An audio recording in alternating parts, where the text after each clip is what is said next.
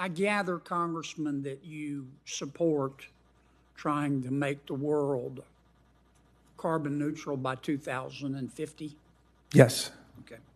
And I gather from your testimony that, in your judgment, part of achieving that goal is eliminating the use of fossil fuel generated energy? Not immediately. Right. But there are staged reductions that would be required in order for us to meet that goal. And I don't think it requires the absolute elimination of all carbon fuels, but I think something like a steady 4% per year reduction. By 2050, how much do we need to eliminate?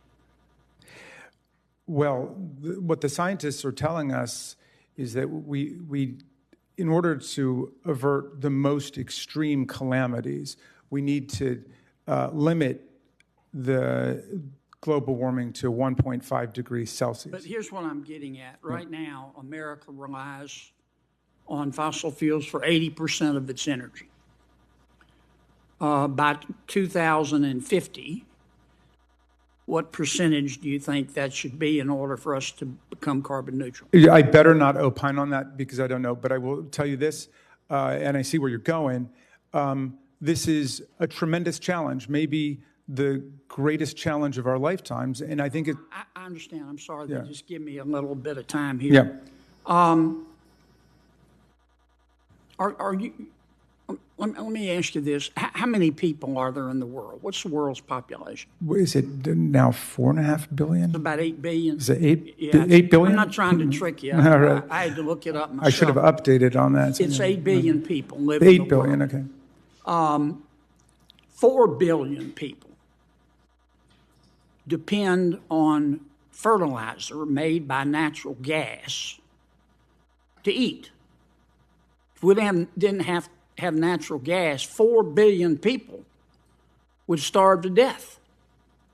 What do we do about that? So that is, fuels. I mean, that's precisely the challenge that we need to be confronting and that we should have been confronting all these decades. How do we disengage gradually from one model of energy consumption and move into another so that we are meeting the public health goals that are urgent, as the distinguished senator from New Mexico just... Are you familiar with what's called a boreal forest?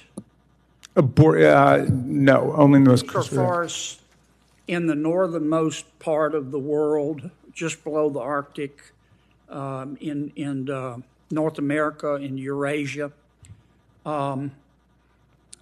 Millions of acres burn there naturally every year. The fires are less today than they were 150 years ago, but obviously forest fires produce carbon. And I was reading a study this weekend. I want to get my facts straight here. They said the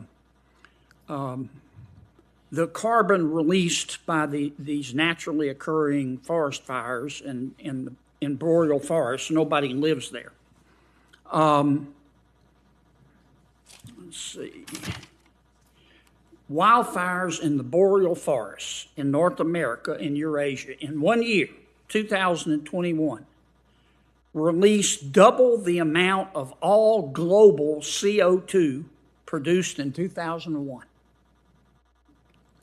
And 3 times as much as the Inflation Reduction Act is projected to reduce by 2030. My point is, the Inflation Reduction Act is going to end up costing about $1.2 trillion.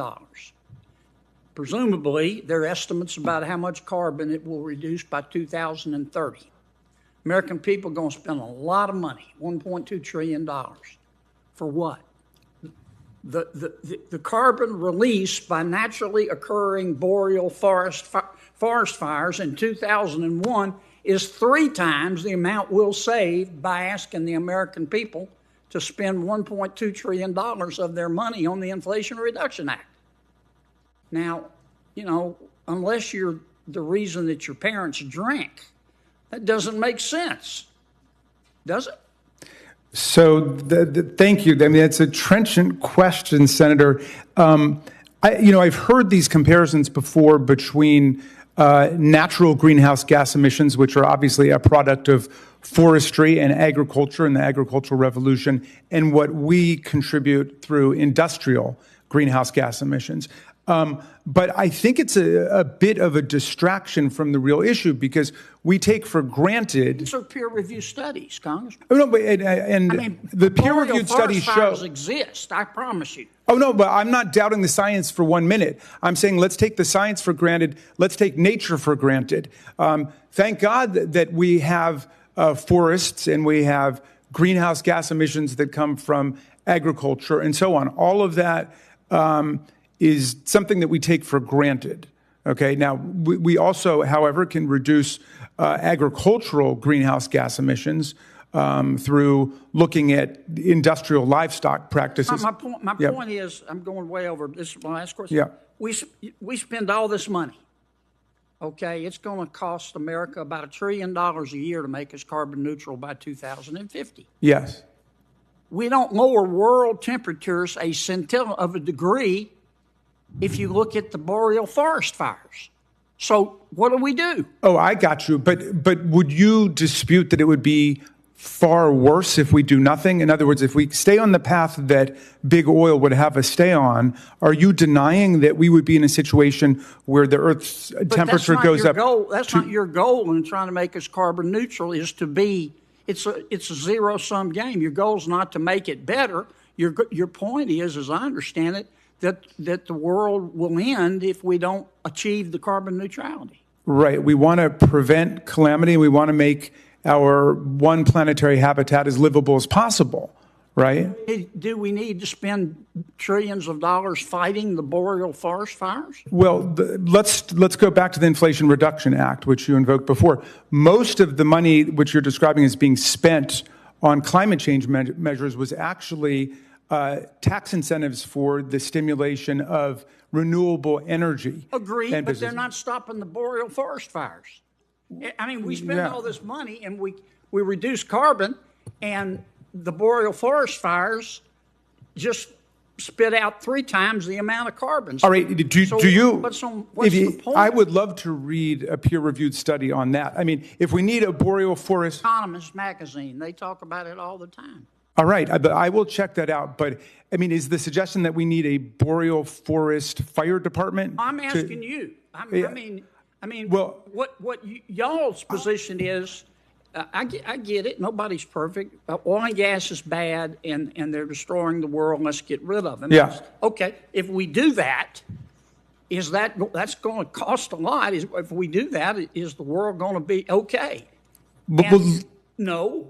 I got you. I see where you're going. But let's, if I might, Mr. Chairman, if I could just take your beautiful state, which is very close to my heart. I lived in New Orleans a couple of times. Come back and spend money. But I definitely will. I plan to do that. Louisiana has traditionally dealt with hurricanes, but is now experiencing hurricanes of much greater velocity and much greater ferocity under the climate change conditions. Really? Well, then perhaps the science that I've been seeing is... The damages are higher because Louisiana's wealthier and there's more to destroy. But if you look at the studies on the intensity, they're about the same. All right, but Kennedy, Senator Kane is waiting to proceed. If you don't, we were just having a good talk. No, I'm enjoying this. Actually, I'm not complaining. I'm sorry, Timmy. I'm sorry. Thank you, Congressman. Thank you, Senator.